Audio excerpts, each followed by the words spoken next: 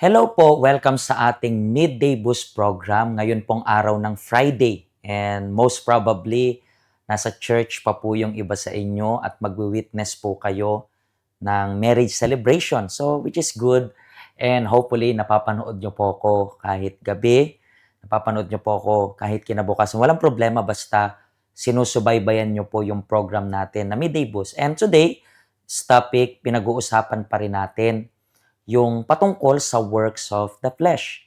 And bakit natin to pinag-uusapan? Kasi still, nasa faith pa rin po tayo nitong 50 days of anointing in the preparation to the day of Pentecost. And I believe kayo po na merong oil na natanggap na ito, ina-anoint nyo po yung ulo ninyo every day, asking God na baguhin kayo, asking God na matanggap ninyo yung Holy Spirit.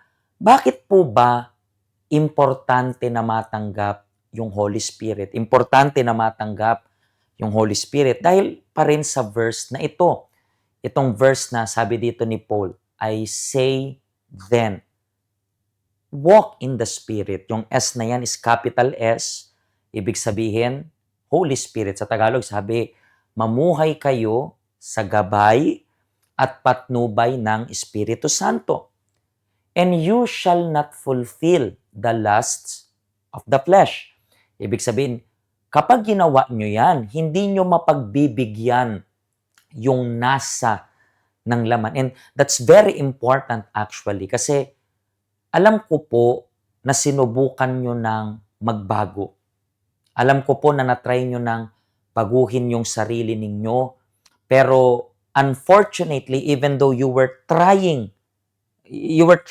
your best to change the way you think, the way you behave, trying to change your character. Pero parang hindi enough. That's the reason why meron pong Holy Spirit. Kasi the moment you receive the Holy Spirit, kaya mo. Kaya mo po na hindi mapagbigyan yung nasa ng laman. And let's continue reading. Sabi pa dito, for the flesh, yung laman kasi, ayaw sa spirit. And then yung spirit rin, ayaw sa flesh. Parang ganon. Nagkokontrahan sila. Naglalaban sila. These are contrary to one another. Lagi yan naglalaban. So that you do not do the things that you wish. But if you are led by the Spirit, you are not under the law. Now, the works of the flesh are evident, which are adultery, pinag-usapan natin yung Tuesday, uncleanness, pinag-usapan natin yung Wednesday, yesterday, pinag-usapan natin yung lewdness, and then today, let's talk about idolatry. Pinag-usapan na natin yan nung Sunday, yung idolatry, yung pagsamba sa Diyosan. That's the reason why yan po yung topic natin ngayong unang araw ng panibagong buwan, idolatry. Okay, let's see yung definition or explanation ni Bishop Macedo when we talk about idolatry. Sabi po dito, Jews considered idolatry to be the chef of all sins. Ibig sabihin, yung mga Hudyo daw, kinukonsider nila na yung pagsamba sa Diyos-Diyosan, yan yung pinaka-ugat ng kasalanan. The one that most defiled human beings. Ibig sabihin, ito yung nagpaparumi sa tao.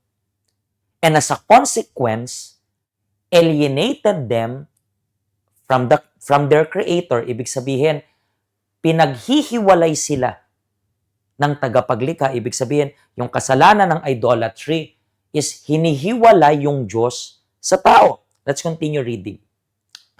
Idolatry in its most basic form.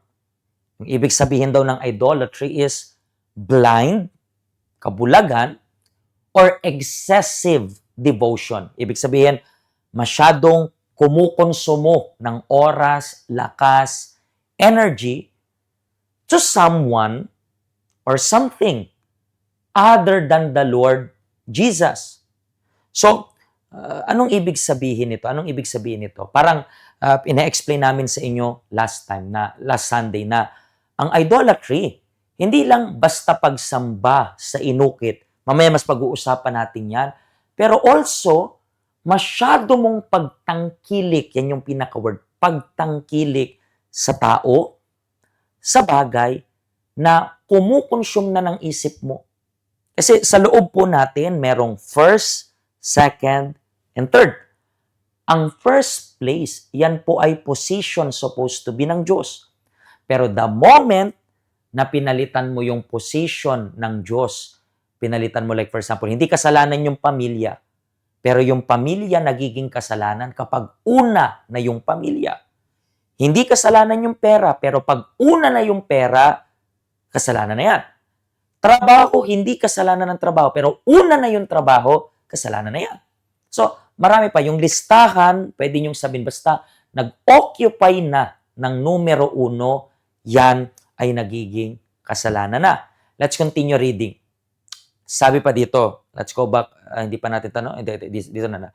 For example, may example, images of wood, clay, or metal, objects of art, a family member, a child or grandchild, a wife or a husband, a boyfriend, etc. So, even sabi dito, unang-una sa lahat, yung sinabi dito, yung pagsamba sa mga Diyos-Diyosan, yung mga imahe, mga ribulto.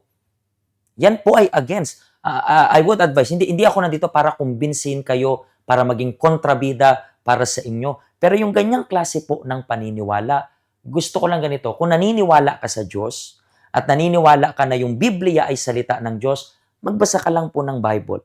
Makikita mo yan. Hindi ako nandito nakikipagdebate sa iyo.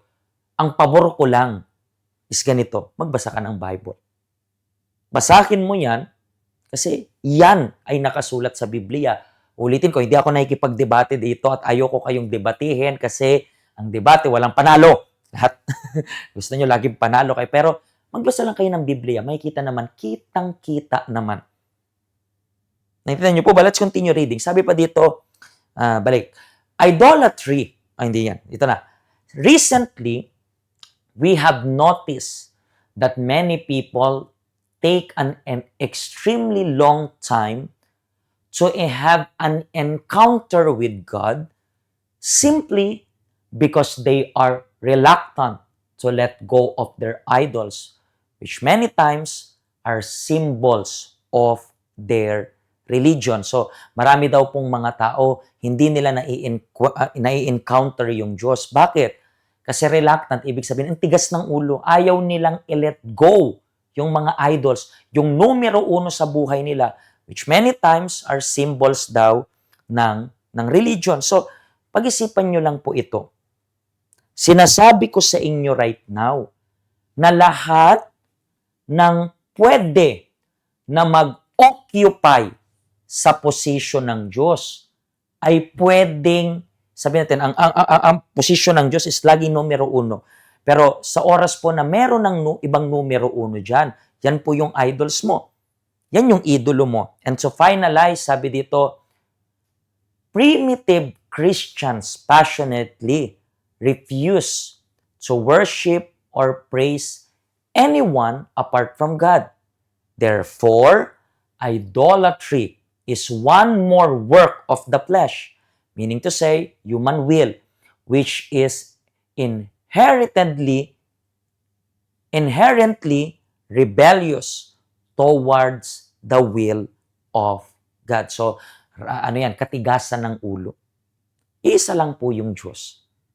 At sa loob natin, number 1 dapat siya. Kung merong tao, minsan may nagtanong, Pastor, paano ko malalaman na ako ay idolater? Ikaw ay idolater. May Diyos-Diyosan kapag ganito. Halimbawa ngayon, pinag-uusapan ko, hindi lang patungkol ito sa pagsamba ng inukit. Pero, for example, ayaw mo na maging topic is pagpapatawad. So, yung ayaw mong magpatawad, yan ay nagiging idolo mo. Yan ay yung nag-occupy na number 1 sa'yo.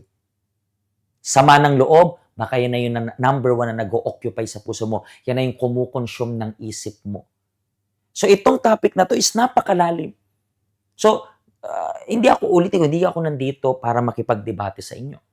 Nandito ako para sabihin sa inyo na kung gusto mo talagang maengkwentro yung Diyos, kailangan mong bitawan lahat ng mistulang numero uno dyan sa puso mo.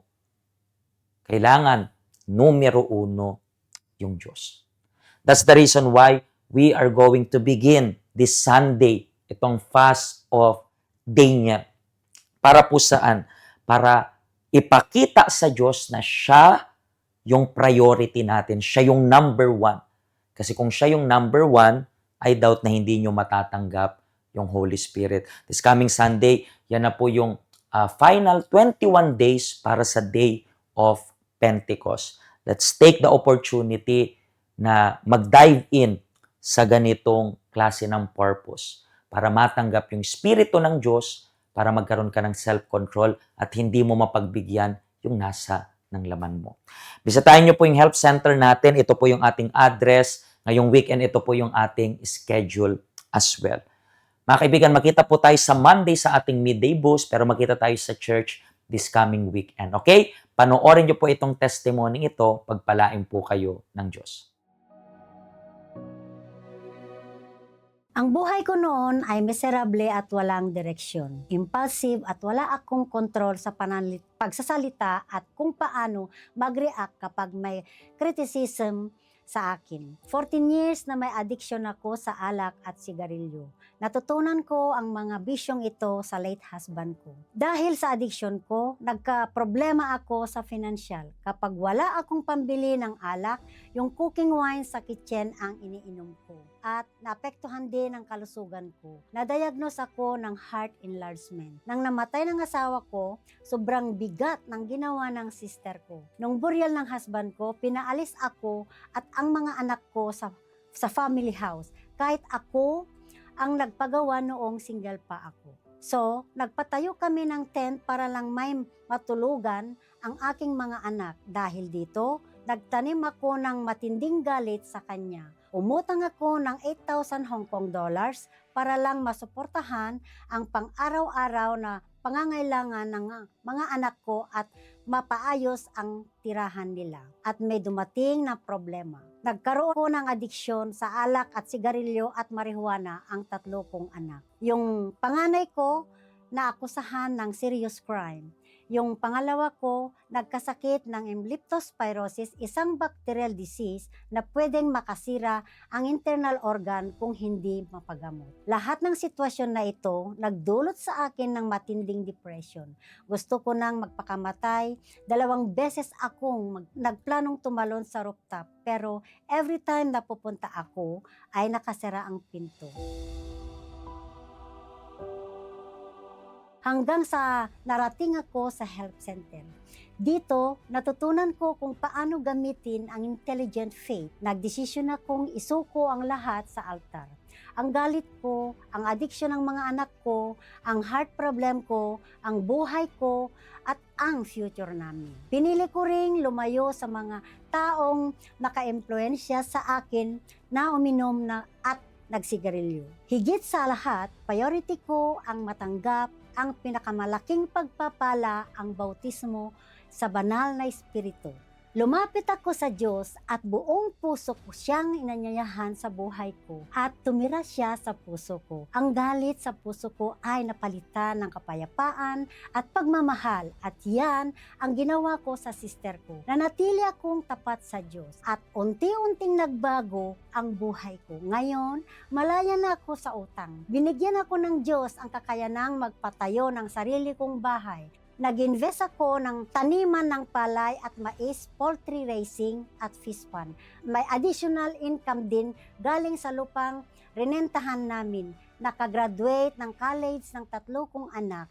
Yung panganay ko nag-graduate ng IT at may stable job.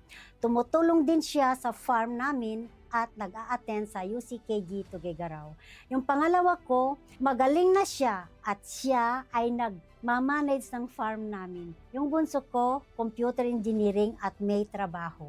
Malaya na sila sa addiction. Maayos na rin ang relasyon ko sa kapatid ko. May self-control na ako, malaya na din ang addiction sa alak at sigarilyo. Na-overcome ko ang mga depression at hindi na ako nag-iisip nagpakamatay. Wala nang abnormality sa heart ko. Lahat ay nagbago. Ni-surrender ko ng aking buhay sa kamay ng Diyos. Nang dahil sa direksyon ng galing sa banal na espiritu, nagbago ng kwento ng buhay. Buhay na nagpaparangal sa kanyang pangalan.